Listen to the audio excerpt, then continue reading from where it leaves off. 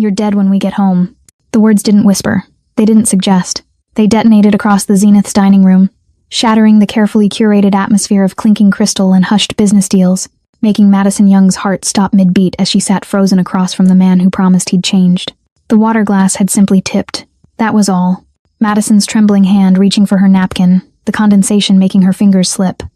The glass tilting just enough to send a stream of water across the white tablecloth toward Gabriel Perry's designer suit.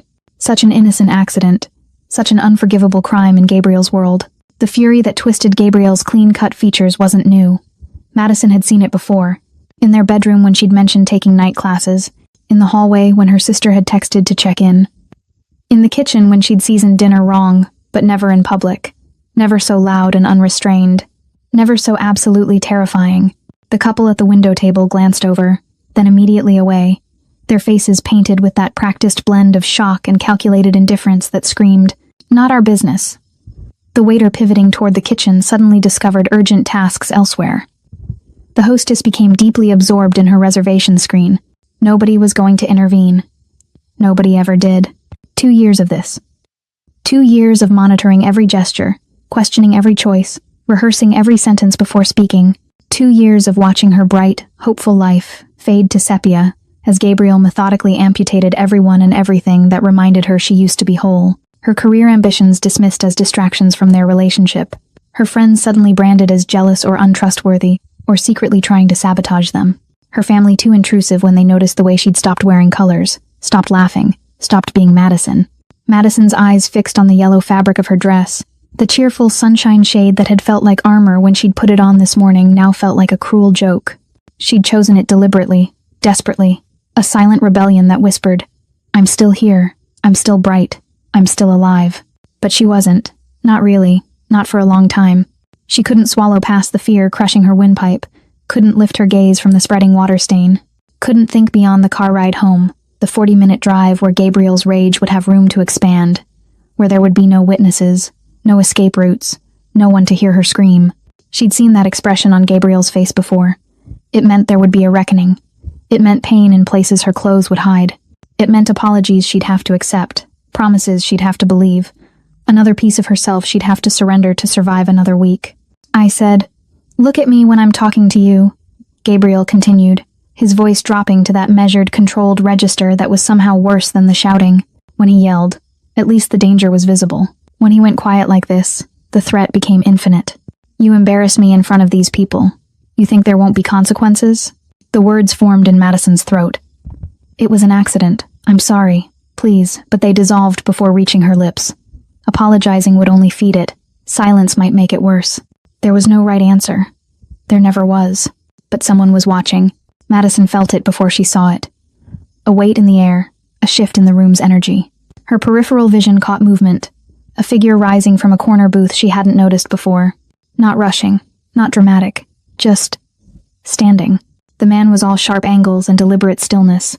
Dark hair slicked back, a suit that cost more than Madison's monthly rent, and crawling up from his collar, impossible to miss even in the dim lighting intricate tattoos that marked his neck like a battle map. His eyes weren't on Gabriel, they were on Madison, dark, unblinking, assessing, and for the first time in 2 years, Madison felt something other than fear. She felt seen. Welcome to the channel. Before we find out if Madison survives the night, I want you to look at the man screaming in the thumbnail. On a scale of 1 to 10, how much does his expression terrify you? Rate it in the comments right now. Madison pressed her napkin against her cheeks, trying to blot away the tears before Gabriel noticed them, and found another reason to escalate. The fabric came away damp, mascara-stained, a small flag of surrender she quickly hid in her lap. Her chest hitched with the effort of keeping the sobs silent, swallowing them down where they burned like acid in her throat. "Are you crying now? Really?" Gabriel's voice cut through her attempt at composure. "You spill water on me, ruin my meeting, and now you're the victim? That's perfect. That's just perfect, Madison." His hands gestured wildly as he spoke, and Madison flinched despite the table between them. The couple at the window had already paid their check. The businessman at the bar was suddenly fascinated by his phone. The entire restaurant had become a stage where everyone pretended not to notice the performance unfolding in their midst. "I bring you to the nicest restaurant in the city. I'm trying to close a deal that could make my career, and you can't even sit still without causing a scene. Do you know how pathetic that makes me look? Do you even care?" Madison wanted to tell him that his clients had left 10 minutes ago. that they'd made excuses about early morning meetings and slipped away the moment Gabriel's voice had started rising. She wanted to tell him that nobody was looking at her with judgment, they were looking at him with disgust. But speaking would only make everything worse. It always did. So she nodded. She murmured something that might have been an apology. She let Gabriel's words wash over her like a toxic tide, each accusation eroding another piece of the person she used to be. 3 tables away, Sunji had been watching since the moment the water glass fell. He'd seen the woman's hand shake, had observed the way she'd reached for the glass not with carelessness but with the careful precision of someone who knew mistakes had consequences, had noticed how her fingers trembled even before the glass tipped, how her whole body seemed to exist in a state of perpetual tension, wound so tight she might shatter at a touch. Sunji understood tension. He'd built an empire on understanding it, when to apply it, when to release it, when to recognize it in others and know exactly what it meant.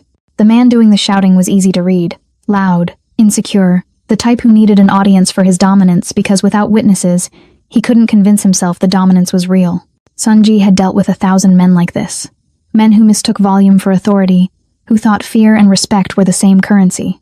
They never lasted long in his world. The loud ones always broke first. But the woman interested him more. She wore yellow, bright, defiant yellow, but held herself like she was trying to disappear. The contradiction fascinated him. It spoke of someone fighting to remember who they were while simultaneously trying to survive by erasing themselves. He recognized that battle. He'd seen it in the eyes of people trapped in situations where escape seemed impossible, where every day was a negotiation with danger, where hope became a liability too expensive to maintain. Sunji lifted his glass of whiskey, took a measured sip, and continued watching. His men, seated at the adjacent table disguised as business associates, had noticed his attention shift. They knew that look. It meant their boss had identified something that required action. They waited, still and ready, because Sunji never moved without calculation. The tattoos on Sunji's neck were a history written in ink. Each line, each symbol, each carefully placed mark represented a story most people couldn't read and wouldn't want to if they could. The chrysanthemum blooming beneath his jawline, the scattered stars trailing down toward his collarbone, the angular script in a language few in this city could decipher. They marked him as someone who existed in a world parallel to this one, where power operated by different rules and respect was earned in currencies these restaurant patrons would never understand. Where the shouting man was all chaos and flailing energy, Sunji was stillness embodied. He didn't need to move to command space. Didn't need to raise his voice to be heard. His presence alone altered the atmosphere of any room he entered, a gravitational force that bent everything toward him, whether people realized it or not. He watched as the woman Madison, he'd heard the man call her, tried to make herself smaller. Watched as she folded her shoulders inward, as she ducked her head, as she employed every survival mechanism available to someone who'd learned that visibility meant vulnerability. He watched the man continue his performance, gaining confidence from her silence, feeding off her fear like it was oxygen. And Sunji made a decision. It wasn't impulsive. Sunji didn't do impulsive. It was calculated in the span of 3 seconds, weighing variables and outcomes with the cold efficiency of someone who'd spent 30 years making choices where hesitation meant death. He saw the trajectory of this night, the car ride home, the closed door, the absence of witnesses, the inevitability of escalation. He saw it because he'd seen it before, because violence had patterns and this pattern was unmistakable. He set down his whiskey glass with deliberate precision, the soft click of crystal on marble somehow audible despite the ambient noise. His men tensed, ready. The woman's eyes flickered in his direction for just a moment, drawn by some instinct she probably couldn't name. And their gazes locked across the dim restaurant. Sunji didn't smile, didn't nod, didn't offer any of the social niceties that might have softened the moment. He simply held her gaze and let her see what he was. Not a savior, not a hero, but someone who recognized what was happening and had the power to stop it. Then he stood, and the room's energy shifted entirely. Gabriel's hand clamped around Madison's wrist like a vice, yanking her up from her chair with enough force that her knee slammed against the table edge. The wine glasses rattled. Her napkin fell to the floor. The sudden violence of it sent a shock of pain racing up her arm, but she'd learned long ago that crying out only made things worse. "We're leaving. Now." Gabriel's voice was low, venomous, meant only for her ears as he hauled her toward the exit. His fingers dug into her flesh, finding the exact spot where bruises from last week hadn't quite faded, pressing into tender skin with the precision of someone who knew exactly where it would hurt most. "You want to embarrass me? Fine. We'll finish this conversation at home where you can't run to an audience for sympathy." Madison stumbled in her heels, struggling to keep pace, as Gabriel dragged her past tables of people who suddenly found their desserts fascinating. Her free hand clutched at her purse.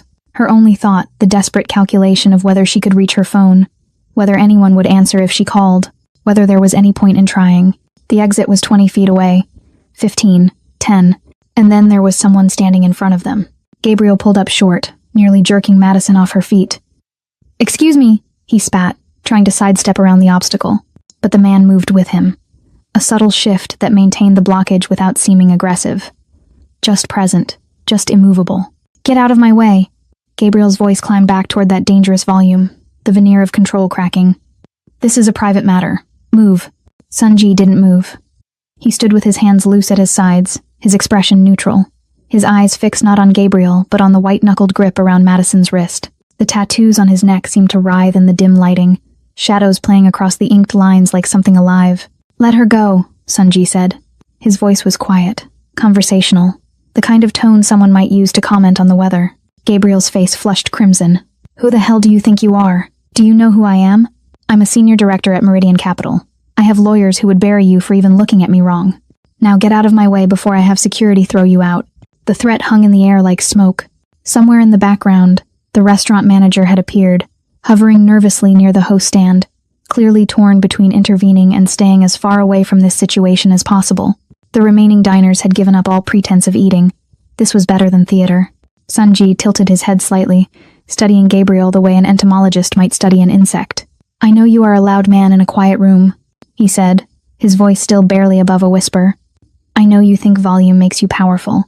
I know you grip her wrist because you cannot grip your own fear. What the fuck did you just—" Gabriel started, but Sunji continued as if he hadn't spoken. "I know that when we walk outside, there are cameras. I know your name is Gabriel Perry. I know you live at 2847 Ashland Avenue, Unit 12B. I know your mother's name is Patricia, and she lives in Scottsdale and she calls you every Sunday at 10 a.m. Sunji paused, letting each detail land like a stone in still water. "I know many things, Gabriel Perry. And I know that if you do not release her wrist in the next 3 seconds, you will learn things about yourself you did not know were possible to learn."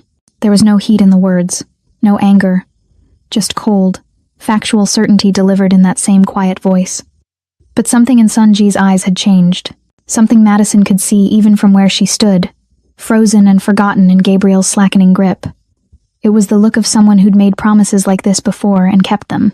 Gabriel's hand spasmed open. Madison's wrist came free, angry red marks already blooming where his fingers had been. She stumbled backward, cradling her arm against her chest, her breath coming in short, sharp gasps. "You're threatening me?" Gabriel's voice cracked on the last word, bravado and fury fighting for dominance over the fear that was clearly creeping into his bones. "You're threatening me in front of all these witnesses? I'll have you arrested. I'll sue you for everything you—" "You will do nothing," Sunji interrupted. And this time there was something in his voice that made the room temperature drop. "You will walk out of this restaurant alone. You will go home alone. You will never contact Madison Young again. You will forget her name, her face, her existence." "Like hell I will. She's my girlfriend. She lives in my apartment. She is not your anything." Sunji took 1 step forward, just one, but it was enough to make Gabriel take 2 steps back. "She is a person you have hurt for the last time. Do you understand me, Gabriel Perry? The last time." Gabriel's mouth opened and closed like a fish drowning in air. His face cycled through rage, indignation, confusion, and finally, something that looked like genuine fear. He looked at Madison, then back at Sunji, then at the restaurant full of witnesses who had watched him scream death threats at a woman over spilled water. "This isn't over," Gabriel said, but his voice had lost all its conviction. It was the desperate bluster of someone who'd already lost and knew it. "Yes," Sunji said simply. "It is." For a long moment, nothing happened. The entire restaurant held its breath. Then Gabriel turned on his heel and stormed toward the exit, shouldering past the manager, slamming through the doors hard enough that they rattled in their frames. Through the windows, they could see him on the sidewalk, pacing, pulling out his phone, his mouth moving in what was probably a string of curses no one could hear. Sunji turned to Madison. She was shaking, her yellow dress trembling like a flower in a storm, her dark eyes wide with shock, and something that might have been hope, but was too afraid to name itself. "Do you want to leave with him?" Sunji asked, and Madison realized it was a real question. He would let her go, would let her walk back into that nightmare if she chose it. He was offering her something no one had offered in 2 years. A choice. Madison looked at the doors where Gabriel had vanished. Then she looked at the man with the neck tattoos and the quiet voice and the power to make her abuser flee with nothing but words. "No," she whispered. Then louder, stronger. No, I don't. Sunji nodded once. Then you won't. Gabriel thinks because he bought dinner, he owns Madison. If you hate men who treat women like property, hit that like button right now. Let's show Gabriel he's outnumbered. The moment Madison spoke the word no, the restaurant's atmosphere shifted like a pressure change before a storm. Sunji made a gesture so subtle Madison almost missed it. Just 2 fingers lifted slightly from where his hand rested at his side. But the response was immediate. 3 men materialized from different corners of the dining room. Not rushed, not aggressive. They simply stood from their tables, adjusted their suit jackets, and moved with the synchronized precision of people who'd worked together for years. One positioned himself near the exit doors. Another took a spot by the host stand. The third moved to the window, his body angled toward the street where Gabriel was still visible, pacing and shouting into his phone. They didn't draw weapons, didn't crack knuckles or issue threats. They just existed in strategic positions, creating a human barrier between Madison and the doors, between her and Gabriel, between her past and whatever came next.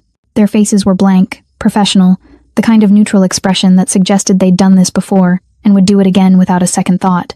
The restaurant manager, a thin man in his 50s with sweat beading on his upper lip, approached Sunji with the careful steps of someone approaching a sleeping tiger. Mr. Sun, is everything should I call? No need, Sunji said, his attention still on Madison. The gentleman who left will not be returning tonight. If he attempts to, your security will escort him away. Yes. It wasn't really a question. The manager nodded so vigorously his glasses slipped down his nose. Of course. Absolutely. Whatever you need, Mr. Sun. Madison watched this exchange with a strange sense of disconnection, like she was floating somewhere above her own body, observing events happening to someone else. The yellow dress that had felt like armor this morning now felt like evidence, too bright, too visible, marking her as the center of a scene she desperately wished would end. Her wrist throbbed where Gabriel had grabbed her. Her legs felt unsteady, adrenaline and fear warring with a cautious, fragile relief she didn't quite trust yet. Through the window, she could see Gabriel still on his phone, gesturing wildly. He looked up at the restaurant, seemed to notice the men positioned at various points, and his expression transformed into something ugly and desperate. He took a step toward the entrance. The man stationed by the door didn't move, didn't even look at Gabriel, just stood there, immovable as a wall, and somehow that was enough. Gabriel stopped.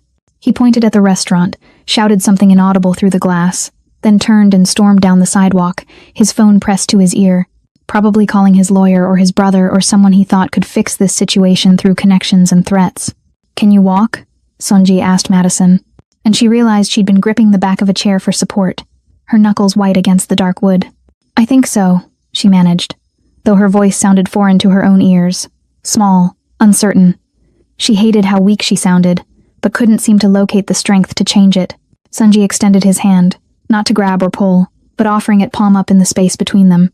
An invitation, not a demand. Madison stared at it for a long moment. This stranger's hand that had just dismantled her entire world with nothing but quiet words and subtle gestures. She thought about Gabriel's hand on her wrist, the pain and the pressure and the promise of worse to come. This was different. This was a choice she could make.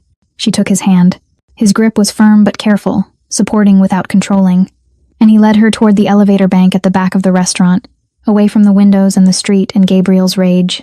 His men fell into formation around them without being asked, creating a protective corridor through the dining room. Madison could feel every eye in the restaurant on her, could imagine what they were thinking. Who was this woman? What had she gotten herself into?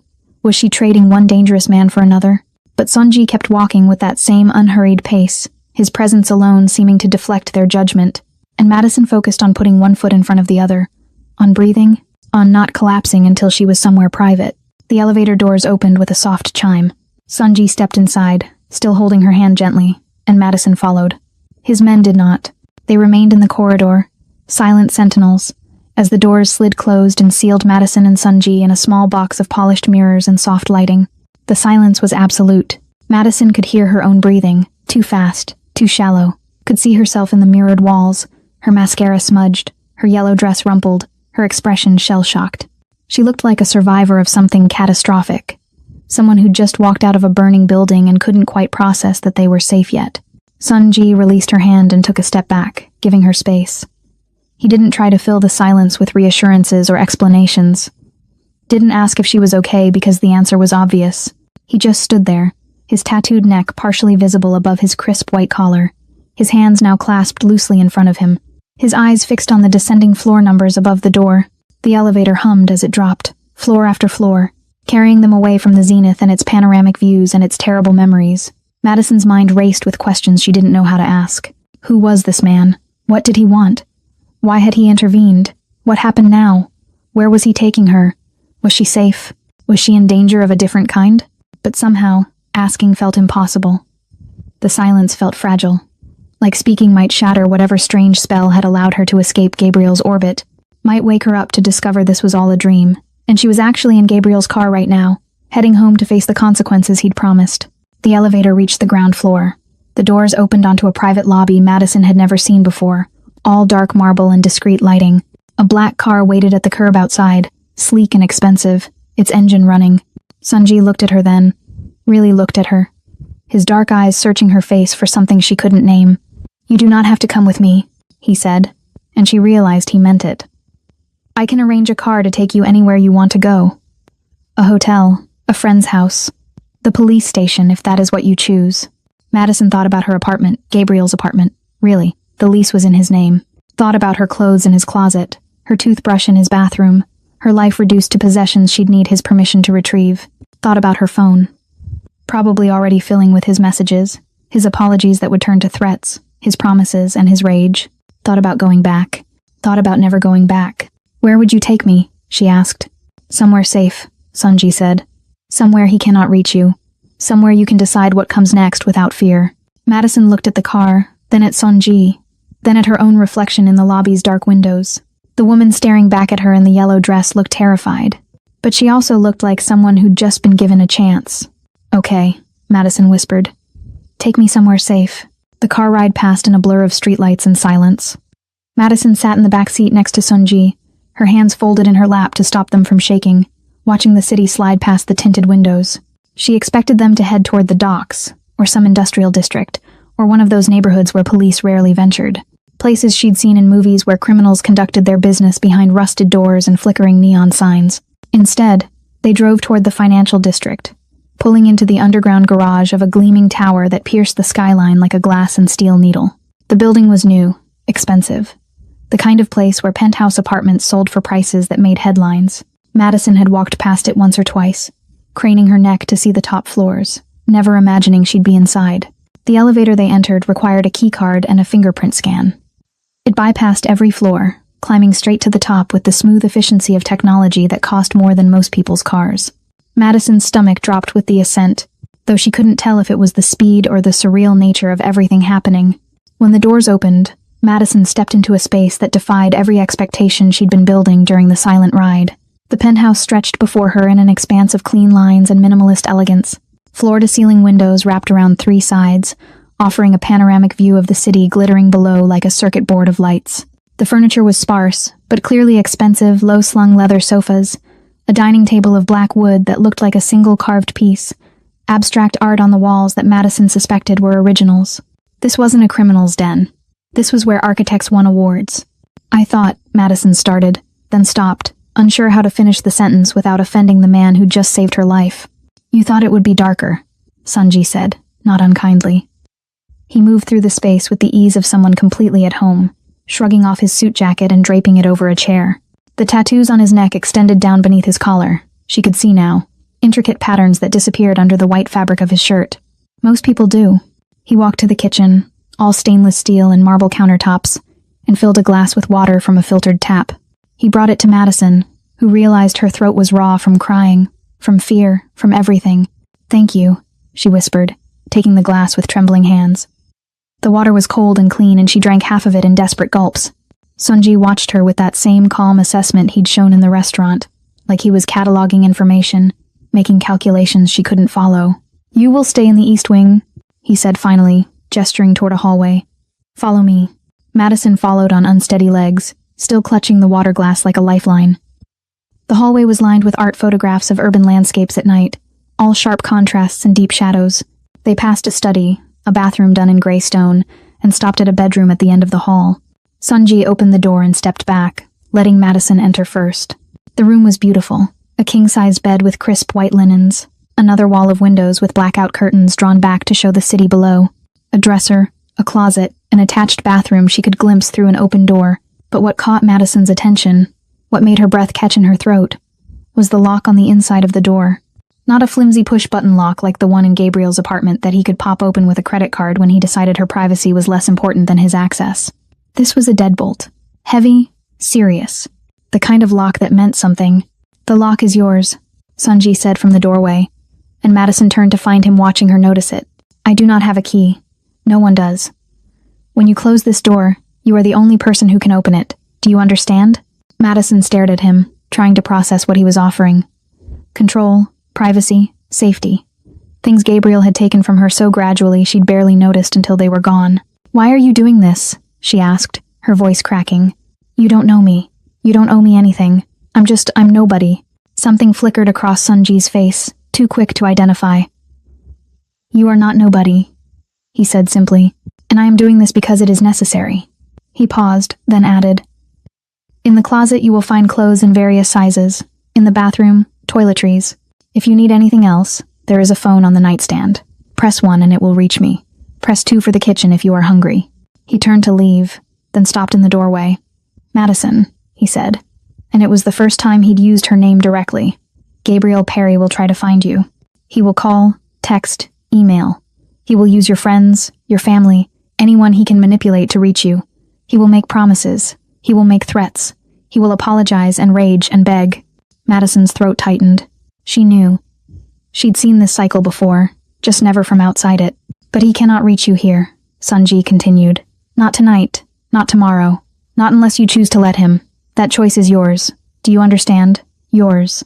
Madison nodded, not trusting herself to speak. Sunji inclined his head slightly, a gesture that might have been a bow in another context, and stepped back into the hallway. "Good night, Madison Young," he said, and closed the door behind him. For a long moment, Madison just stood there, staring at the closed door. Then, moving like someone in a dream, she walked over and turned the deadbolt. It slid home with a solid click that echoed in the quiet room. Locked. She was locked in, but for the first time in 2 years, that felt like safety instead of imprisonment. Madison turned and surveyed the room that was hers, at least for tonight, the massive bed that she wouldn't have to share. The bathroom where she could cry or shower without someone demanding to know what was taking so long. The windows that showed her the city spread below, distant and glittering and full of possibilities she'd forgotten existed. She set down the water glass and walked to the closet. Inside, just as Sunji had promised, were clothes. Not just women's clothes in a single size like Gabriel had sometimes bought her. Always a size too small. Always with the implication that she should fit into them. These ranged from extra small to extra large. Simple items in neutral colors, sweatpants, t-shirts, button-downs, jeans. Clothes meant for comfort, not display. In the bathroom, she found unopened toiletries. Soap, shampoo, a toothbrush still in its package, skincare products. Everything a person might need to feel human again. Madison caught sight of herself in the bathroom mirror and barely recognized the woman staring back. The yellow dress was wrinkled, makeup smeared, hair disheveled, but there was something different in her eyes. Something that hadn't been there this morning when she'd looked in Gabriel's mirror and given herself the same desperate pep talk she gave herself every day. She looked like someone who'd survived something. Madison turned on the shower, letting the water heat while she peeled off the yellow dress. She'd never wear it again, she decided. Would never want to remember this night by anything except the fact that she'd walked away. As steam filled the bathroom, Madison stepped under the spray and let it wash away the fear and the tears and the last remnants of the woman who believed she deserved what Gabriel gave her. The water was hot and endless, and hers alone, and for the first time in years, nobody was timing how long she took. When she finally emerged, wrapped in a towel softer than anything Gabriel had ever bought, Madison found clothes laid out on the bed. She hadn't heard anyone enter, but there they were, sweatpants and a t-shirt in what looked like her size, folded neatly. She dressed quickly, then climbed into the enormous bed, pulling the white comforter up to her chin. The lock on the door stared back at her. Solid, real, hers. Madison closed her eyes and, for the first time in months, fell asleep without fear of what the morning would bring. Madison woke to sunlight streaming through windows she didn't recognize, in a bed that felt like sleeping on a cloud, wearing clothes that weren't hers. For 3 disorienting seconds, panic seized her chest. Where was she? What had happened? Why wasn't she in Gabriel's apartment bracing for his morning mood? Then it came flooding back. The restaurant. The water glass. The threat. The tattooed man who'd stood between her and Gabriel like a human shield made of quiet certainty. She was safe. She was in Sunji's penthouse. She'd locked the door herself. Her phone sat on the nightstand where she'd left it, face down, and even from here she could hear it vibrating with incoming messages. The sound made her stomach clench, a Pavlovian response to 2 years of monitoring every notification, every call, every demand for her attention disguised as affection. Madison reached for it with trembling fingers, unlocked the screen, and felt her heart drop. 63 messages, 22 missed calls, 14 voicemails, all from Gabriel. The messages started at 11:47 p.m., shortly after she'd fallen asleep. "Madison, where are you? Answer your fucking phone. I don't know what that psycho told you, but you need to come home right now. Baby, I'm sorry. I didn't mean it. You know how I get when I'm stressed. Please come home." Then, at 1:23 a.m., "I love you. You know I love you. Why are you doing this to me?" At 2:15 a.m., "If you don't respond in the next hour, I'm calling the police to report you missing." At 3:47 a.m., "You're making a huge mistake. That man is dangerous. I'm trying to protect you and you're throwing it in my face." And then, just 20 minutes ago, "Madison, please, I need you. I can't do this without you. I'll change, I promise. Just come home and we'll talk about it. I'll get help.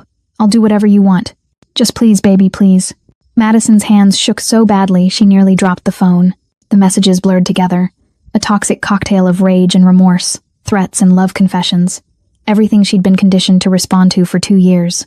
Part of her, the part Gabriel had carefully cultivated, wanted to text back, wanted to believe the apologies, wanted to think that maybe this time the promises were real. But another part of her, the part that was slowly waking up after a long hibernation, remembered the look in his eyes when he'd screamed that she was dead, remembered his fingers digging into her wrist, remembered 2 years of this exact cycle explosion. Apology, honeymoon period, slow escalation, explosion again. A soft knock on the door made her jump, nearly dropping the phone. "Madison." Sunji's voice came through the wood, measured and calm. "I have breakfast. May I come in?"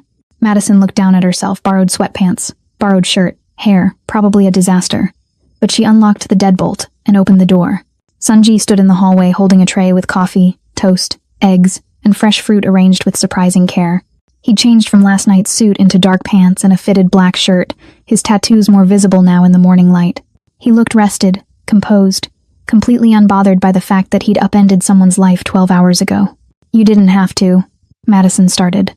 "You need to eat," Sunji said simply, carrying the tray to a small table by the windows. He set it down, then noticed her phone still clutched in her hand.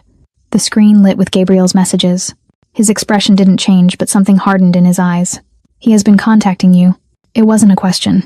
Madison nodded, her throat tight. He says he's sorry. He says he loves me. He says what he needs to say to retrieve his possession." Sunji interrupted, his voice cold. "That is what you are to him, Madison. Not a person. A possession that has escaped." The words stung because they were true.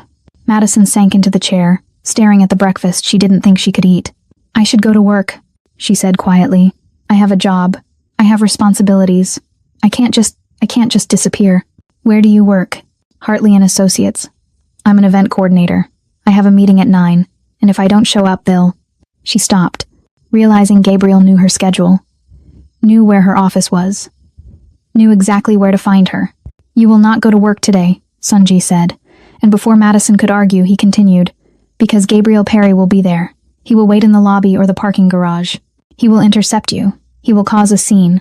Or worse, he will convince you to talk to him privately. Do you want that?" Madison's chest tightened. No. She didn't want that. The thought of seeing Gabriel in person, of facing his rage or his tears or his manipulation, made her feel physically ill. "But I can't just, what am I supposed to do? Hide here forever?" "He won't stop. He'll call my boss, my friends, my parents. He will have other problems today," Sunji said, settling into the chair across from her. He poured coffee from a French press into a cup and slid it toward her. "Drink. And listen." Madison wrapped her hands around the warm cup, grateful for something to hold on to. Sunji's dark eyes fixed on her with that same calm intensity that had stopped Gabriel in his tracks last night. "Gabriel Perry works for Meridian Capital," Sunji said. "Senior Director of Client Relations. He oversees 17 accounts worth approximately $43 million combined. This morning, at 7 a.m., his security credentials were flagged for review. At 8 a.m., his largest client received an anonymous tip about inconsistencies in their portfolio management. At 8:30, His supervisor received documentation of expense reports that do not match company policy. Madison stared at him. How do you... By 9 a.m., when you would be arriving at your office, Gabriel Perry will be in his own office being questioned by internal audit. By noon, he will be suspended pending investigation. He will not have time to wait for you in parking garages. The coffee cup trembled in Madison's hands. You did all that in one night? I made 3 phone calls, Sanji said simply. I did not fabricate anything. The inconsistencies are real. Gabriel Perry has been sloppy with company money because he believed his position made him untouchable. I simply ensured the right people noticed. Madison didn't know what to say. Didn't know how to process the fact that this man had dismantled Gabriel's professional life with 3 phone calls while she'd slept in his guest room. He'll know it was you, she whispered. He'll know you're coming after him. Yes, Sanji agreed. He will.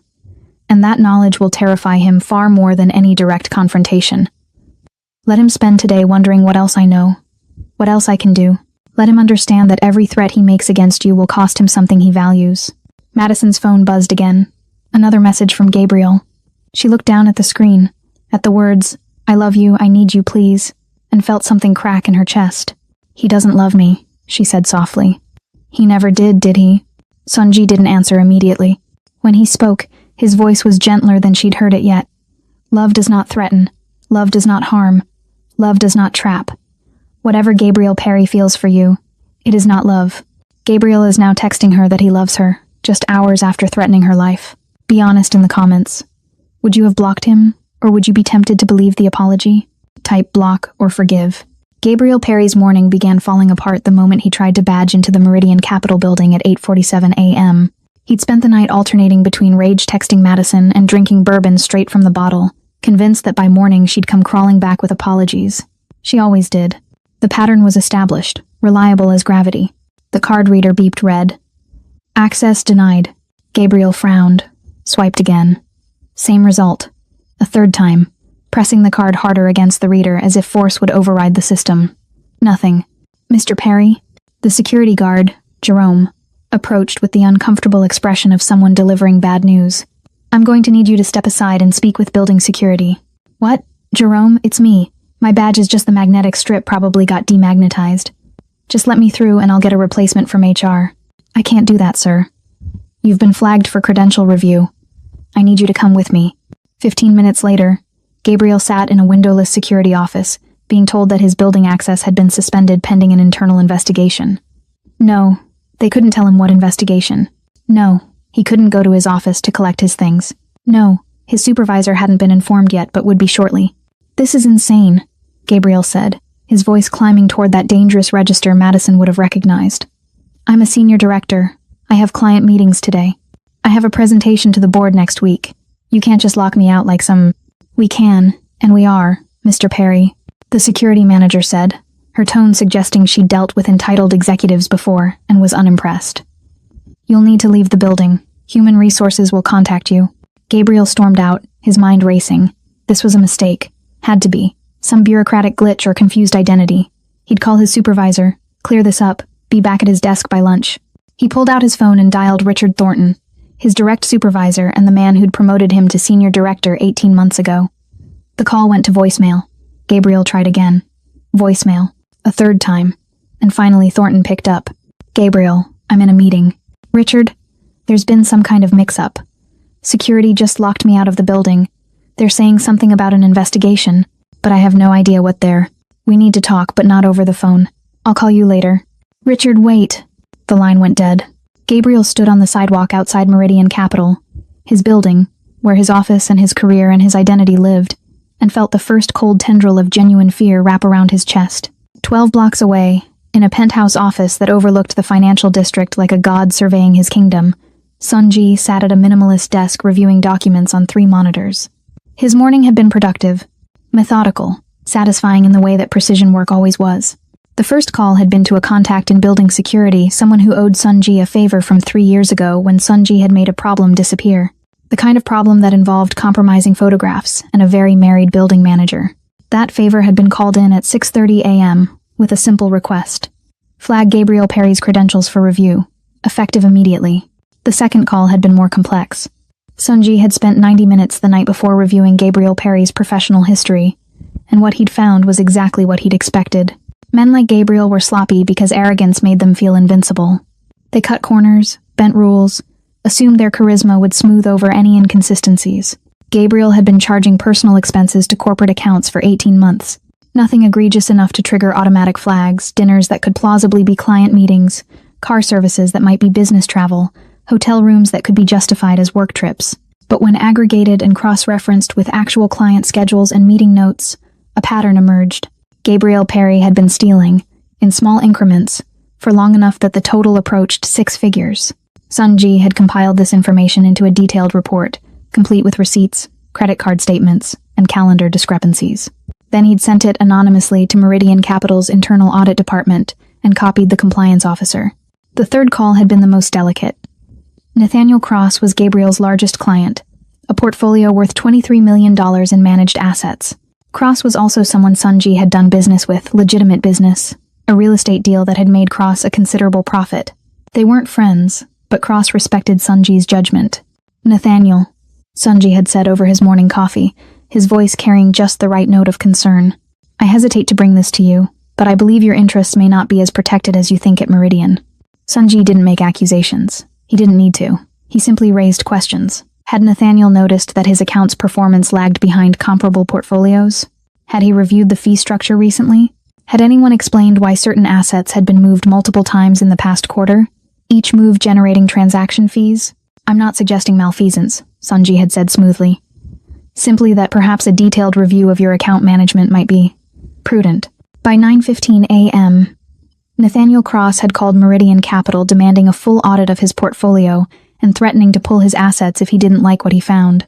Now Sunji watched his monitors as emails flew through Meridian Capital's executive servers. He didn't hack systems himself, but he employed people who did, and watching Gabriel Perry's professional world collapse in real time was worth the expense. The audit department had already flagged 16 suspicious transactions. HR had scheduled an emergency meeting. Cross's threat to leave was being escalated to the managing partners. Gabriel Perry's phone was probably exploding with messages he couldn't answer because he was locked out of the building, unable to access his files, unable to defend himself, unable to do anything but watch his carefully constructed corporate identity crumble like sand. Sunji allowed himself a small smile. This was what he excelled at, identifying weak points and applying pressure with surgical precision. Gabriel had built his sense of self on his job title, his income, his status. Strip those away and what remained? A loud man in a room that was suddenly very, very quiet. One of Sunji's phones buzzed. A text from his contact in Meridian's HR department. Suspension effective immediately. Pending investigation. He's losing his mind. Sunji typed back. Keep me informed. Another monitor showed social media, where Gabriel had just posted a rambling status about wrongful termination and corporate conspiracies. Sunji made a note to have that documented. Men like Gabriel always incriminated themselves when they panicked. They couldn't help it. The door to his office opened and one of his men entered, the same one who'd positioned himself by the restaurant door last night. "Boss." Perry tried to go back to his apartment. "He's locked out. Landlord says his rent check bounced." Sunji raised an eyebrow. "I didn't touch his bank accounts." "No, sir. But his credit card company flagged unusual activity, all those charges from last night when he was drunk texting. They froze his accounts pending fraud review. His automatic rent payment didn't go through." Sunji almost laughed. Sometimes destruction didn't require manipulation. Sometimes men like Gabriel destroyed themselves and you just had to clear the path. "Make sure the landlord knows about the investigation at Meridian," Sunji said. "Professional courtesy. He deserves to know his tenant might have legal problems." The man nodded and left. Sunji returned to his monitors, to the cascade of consequences spreading through Gabriel Perry's life like cracks through ice. By this afternoon, Gabriel would be unemployed or suspended. By tomorrow, possibly evicted. By next week, his professional reputation would be toxic. And through it all, Gabriel would know exactly who was responsible. Would understand that the man with the tattooed neck and the quiet voice had meant every word he'd said in that restaurant. Would learn that threats had consequences. Would realize that Madison Young was no longer within his reach, and trying to reach her would only make things worse. Sunji's phone lit up with a message from Madison. "Thank you. I don't know what else to say except thank you." He typed back simply, "You are safe. That is enough." Then he returned to his work, to the careful demolition of a man who'd thought volume made him powerful. By the time Sunji was finished, Gabriel Perry would understand the difference between noise and force, between intimidation and actual power, between hurting someone weaker and facing someone who hit back. The lesson would be thorough. Sunji always was. The first week, Madison mostly slept. Her body seemed to understand before her mind did that she was safe, and it demanded payment for 2 years of hypervigilance. She'd wake at noon, disoriented, panicking that she'd missed some obligation or broken some unspoken rule, before remembering where she was. Sunji never commented on her schedule. He simply ensured there was food when she emerged, a quiet presence that asked nothing of her except that she heal. The second week, she started exploring the penthouse. Sunji was gone most days, conducting whatever business a man like him conducted, and Madison found herself alone in a space that felt more like a museum than a home. She discovered a library with floor-to-ceiling shelves, books in multiple languages ranging from philosophy to architecture to poetry. She found a kitchen stocked with ingredients she didn't recognize and wouldn't know how to use.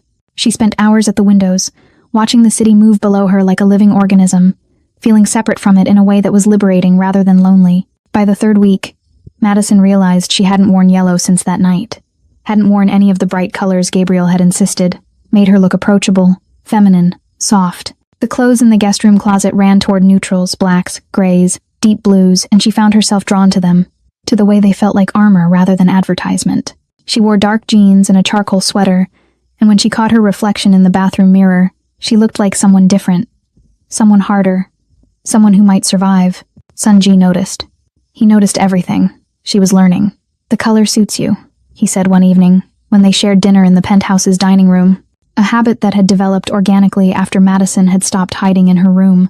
"Gabriel always said I looked washed out in dark colors," Madison replied, then immediately regretted bringing him up.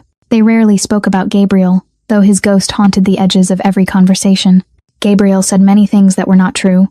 Sunji said simply, and that was the end of it. The fourth week, Madison asked if she could paint. She'd been an artist once, before Gabriel, had spent weekends covered in acrylics and turpentine, losing herself in color and canvas in the pure joy of creation. Gabriel had called it a hobby, had told her real adults didn't waste time on childish pursuits, had gradually boxed up her supplies and relegated them to a closet until she'd stopped asking to retrieve them. Sunji converted one of his spare rooms into a studio within 24 hours. North-facing windows for consistent light, professional easels, paints in every color, brushes of every size, canvas stretched and ready. Madison had stood in the doorway and cried, overwhelmed by the casual generosity of someone giving her back a piece of herself she'd thought was gone forever. She painted through the 5th and 6th weeks, rediscovering the rhythm of brush against canvas, the meditation of mixing colors, the satisfaction of bringing something into existence that hadn't been there before. Her first pieces were angry, all sharp edges and violent reds, slashes of black that looked like wounds.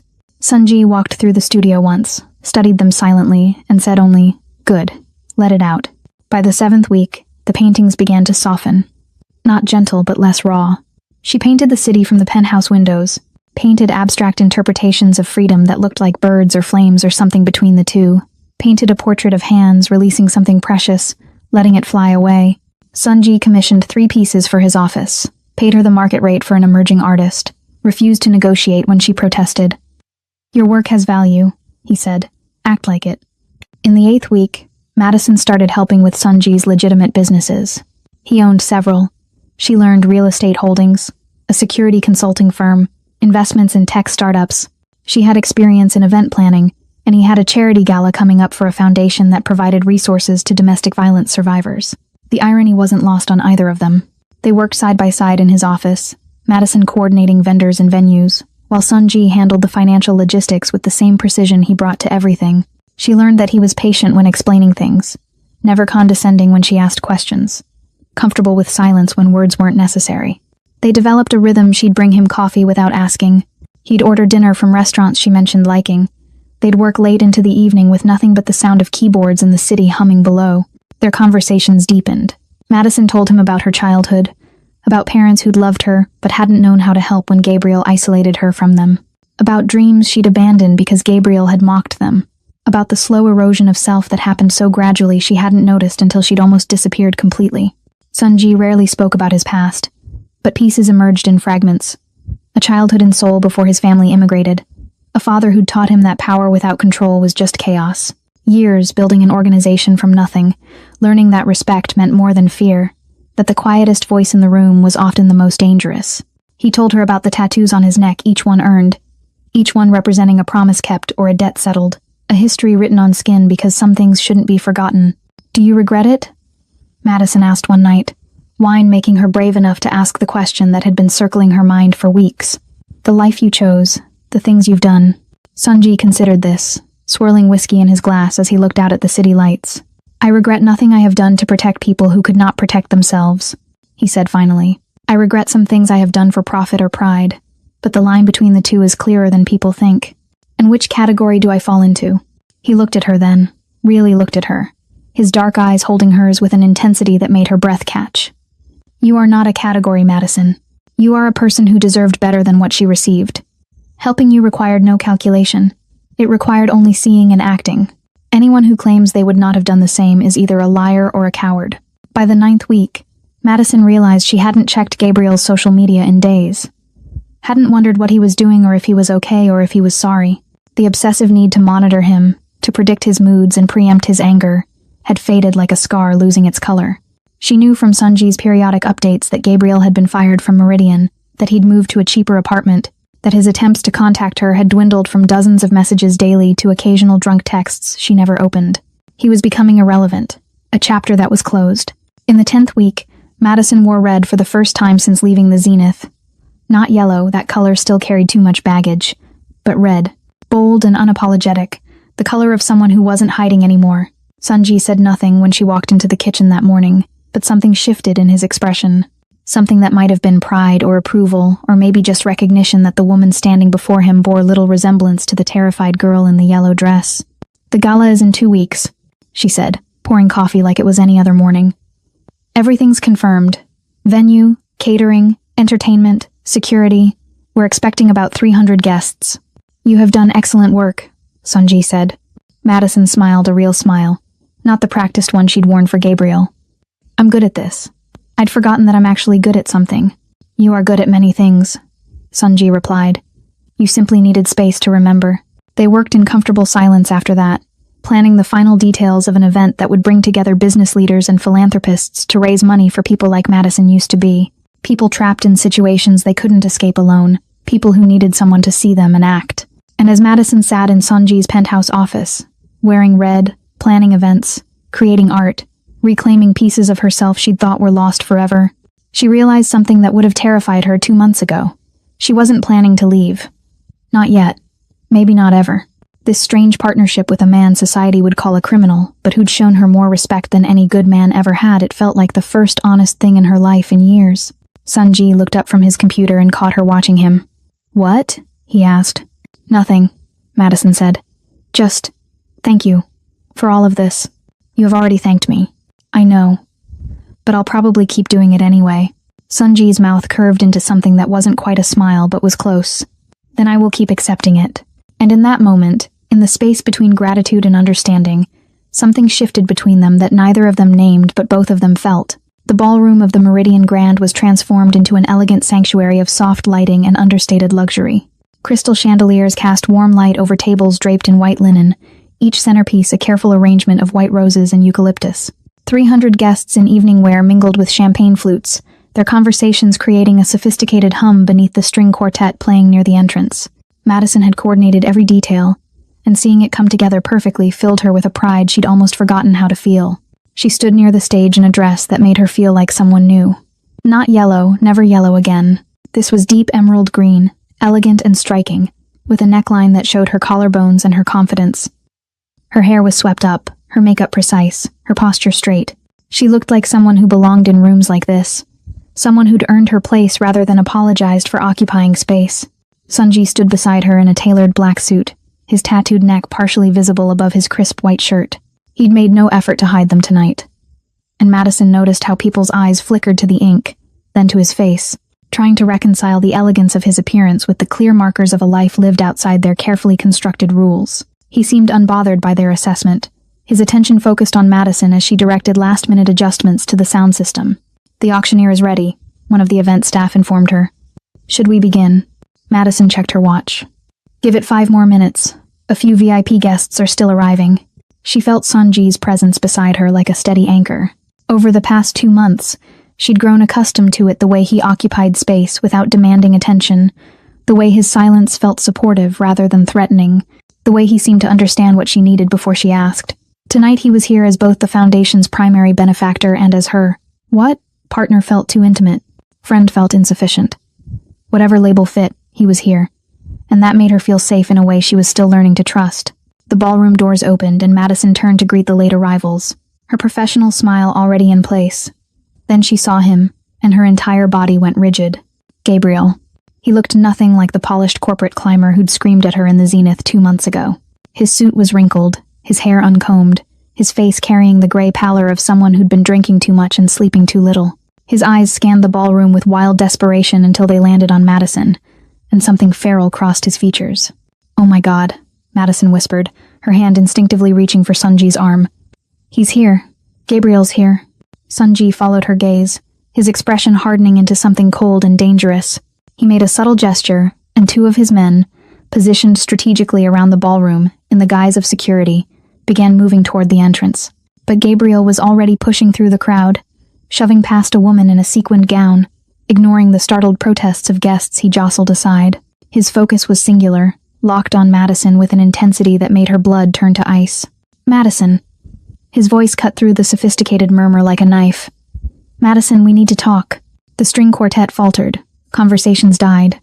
300 heads turned to watch the disheveled man stumbling toward the stage where Madison stood frozen, her heart hammering against her ribs. Sunji stepped partially in front of her, a subtle shift that put his body between Madison and Gabriel's trajectory. "You are not welcome here," he said, his voice carrying despite its quietness. "Leave now." "Fuck you," Gabriel spat, his face contorting with rage. "This is between me and my girlfriend." "Madison, baby, please, just talk to me. 5 minutes. That's all I'm asking." Madison found her voice, though it shook. "I'm not your girlfriend, Gabriel. I haven't been for 2 months. You need to leave." 2 months, Gabriel repeated, his laugh bitter and unhinged. 2 months you've been hiding here with this criminal, and you think that changes anything? You think you can just walk away from 2 years because some tattooed thug gave you a place to crash? He was closer now, close enough that Madison could smell the alcohol on his breath, could see the red vessels in his eyes, could recognize the particular brand of desperation that came from a man whose entire world had collapsed and needed someone to blame. "I lost everything because of you," Gabriel continued, his voice rising to that familiar pitch that used to make her flinch. "My job, my apartment, my reputation, all because you couldn't handle a little argument, all because you ran to him and let him destroy my life." "You destroyed your own life," Sunji said, his tone factual rather than accusatory. Madison simply stopped being part of it. Gabriel's face went purple. "I wasn't talking to you. You fucking..." He lunged forward, trying to push past Sunji to reach Madison, and several things happened simultaneously. Sunji caught Gabriel's wrist with casual efficiency, stopping his momentum without apparent effort. The 2 security personnel reached them, flanking Gabriel on either side, and Madison, instead of shrinking back, stepped forward to stand beside Sunji. "Don't touch him," she said, her voice stronger now. "Gabriel, look at me." Gabriel's wild eyes fixed on her, and she saw everything she'd once mistaken for love revealed as its true form: possession, control, the desperate grasping of someone who defined himself by what he could dominate. "You don't get to do this," Madison said. "You don't get to show up at my event, at a charity gala for domestic violence survivors, and scream at me like you own me. You don't own me. You never did." "I love you," Gabriel said, and his voice cracked on the words. "Madison, I love you. Everything I did because I love you. You're mine. You'll always be mine." "No," Madison said simply. "I'm not." Gabriel's face twisted and he lunged again, breaking free from Sanji's grip with the strength of pure desperation. "You're coming home with me right now. You hear me? Right now. You think you can..." His hand shot out to grab her arm, to reclaim the physical control he'd once wielded so effectively, and Madison didn't flinch, didn't step back, didn't cower. She stood perfectly still and let him reach for her, let his fingers almost close around her wrist. And then Sunji moved. It wasn't violent, wasn't dramatic. Sunji simply intercepted Gabriel's hand mid-air, his grip iron but controlled, and leaned in close enough that only Gabriel could hear what he said next. Madison couldn't make out the words, but she watched Gabriel's face drain of all color, watched his body go rigid with fear, watched the fight leak out of him like air from a punctured tire. When Sunji released him, Gabriel stumbled backward, his bravado completely shattered. "You can't, this isn't Madison, please. Escort Mr. Perry from the building," Sunji said to his security team, his voice carrying the absolute authority of someone whose orders were never questioned. Ensure he understands he is not to return. Ever. To any property I own. Any event Madison coordinates. Any space she occupies. Make it very clear. The security team took Gabriel by each arm, not roughly but firmly, and began walking him toward the exit. Gabriel twisted back, trying to catch Madison's eyes one last time. This isn't over. Madison, you can't do this to me. I'll. The ballroom doors closed behind him, cutting off whatever threat he'd been about to make. For a long moment, the 300 guests stood in stunned silence, processing the scene they'd just witnessed. Then someone began to clap, slowly at first, then joined by others, until the entire ballroom was applauding not for the drama, but for Madison, standing tall in her emerald dress, having just publicly rejected the man who'd tried to claim her as property. Madison's legs felt unsteady, adrenaline making her hands shake, but she didn't collapse. She turned to the microphone on the stage, her voice only slightly trembling as she said, "Thank you all for your patience. Let's continue with tonight's program. We have an auction that will change lives, and I'd hate for one man's issues to derail it." Laughter rippled through the crowd, warm and supportive, and Madison felt something fundamental shift inside her. She'd faced Gabriel, stood her ground, said no in front of hundreds of witnesses, and she was still standing. Sunji's hand touched her lower back, brief and reassuring, before he stepped away to let her take the stage. As Madison introduced the auctioneer and the gala resumed its elegant rhythm, she caught sight of her reflection in one of the ballroom's mirrors. The woman looking back at her was strong, unbroken, free. The gala ended at midnight with over $500,000 raised for the foundation. Madison stood near the emptying ballroom, accepting congratulations from departing guests who praised both the event's execution and her composure during what they delicately referred to as that unfortunate interruption. She smiled and thanked them, her professional mask firmly in place, but exhaustion was beginning to seep into her bones. The adrenaline that had carried her through Gabriel's intrusion was fading, leaving behind a hollow, shaky feeling. Sunji materialized at her elbow as the last guests filtered out. "The car is ready," he said quietly. "You should rest." Madison nodded, gathering her clutch and the folder of final receipts she'd need to review tomorrow. They walked through the service corridor toward the private exit, Sunji's security team maintaining a discreet perimeter. The hallway was dimly lit, utilitarian compared to the ballroom's elegance, and their footsteps echoed against the concrete floor. They were almost to the exit when a door slammed open behind them and Gabriel's voice rang out, slurred and desperate. "Madison, wait, you have to listen to me." Madison spun around to find Gabriel stumbling toward them, having apparently evaded or overwhelmed whoever was supposed to ensure he left the premises. His suit jacket was gone, his shirt untucked, his eyes wild with the particular recklessness of someone who'd lost everything and had nothing left to lose. "I told you this wasn't over," Gabriel said, his words tumbling over each other. "You think you can humiliate me like that? In front of all those people? Make me look like some kind of monster?" Sunji's men moved to intercept, but Madison held up her hand, stopping them. Something had shifted in her during the past 2 months. Something fundamental and irreversible, and she realized she needed to do this herself. Needed to be the one to end it.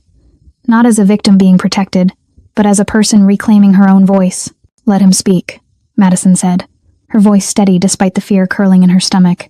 She stepped forward, deliberately positioning herself in front of Sunji rather than behind him. "Gabriel, what do you want?" Gabriel blinked, surprised by her directness. I want you to stop this insanity. To come home. To remember that we love each other. That we built something together. 2 years, Madison.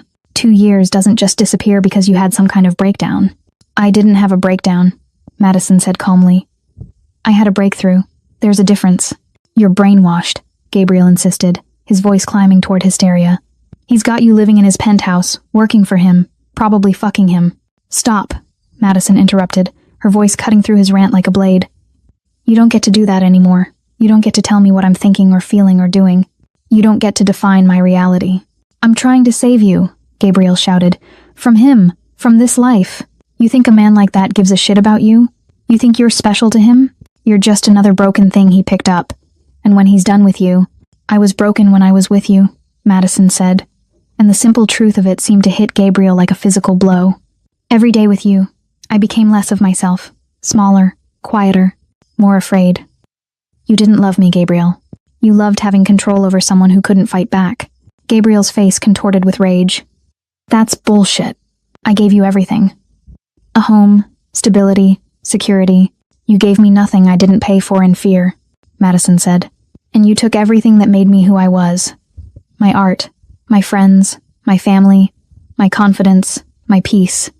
You took it all and convinced me I should be grateful. You're twisting everything. Gabriel was shaking now, his hands clenching and unclenching at his sides. Madison, baby, please. I made mistakes, okay? I'll admit that. But we can fix this. We can go to counseling. I can change. I can be better. Just give me another chance. One more chance. Madison looked at him, really looked at him, and saw him clearly for perhaps the first time. Not the charming man who'd swept her off her feet 3 years ago with expensive dates and constant attention. Not the monster who'd screamed death threats over spilled water. Just a deeply insecure man who'd built his identity on controlling someone weaker and couldn't function without that dynamic. Do you remember what you said to me at the Zenith? Madison asked quietly. You said I'd be dead when we got home. I didn't mean it literally. I didn't mean... I know exactly what you meant. Madison interrupted. You meant to terrify me. To remind me that when we were alone, behind closed doors, you had all the power, and I had none. You meant to ensure I spent the entire car ride home afraid, wondering what you'd do, how bad it would be. That's what you meant. Gabriel opened his mouth to protest, but Madison continued, her voice gaining strength with each word. But here's what you need to understand, Gabriel. I'm not dead. I'm standing here, stronger than I've been in years, looking at you without fear for the first time since I don't know when. I'm alive. I'm free. I'm choosing my own path. She took a breath, and when she spoke again, her voice was soft but absolutely certain. But you are dead to me. Not as a threat, not as a promise, as a simple fact. You no longer exist in my world. You have no power over my thoughts, my choices, my future. You're just gone. The words hung in the air between them, final and irrevocable. Gabriel's face cycled through disbelief, rage, and finally a desperate, grasping panic. You don't get to know. No. He lunged forward, his hand rising in a familiar motion that Madison's body recognized before her mind.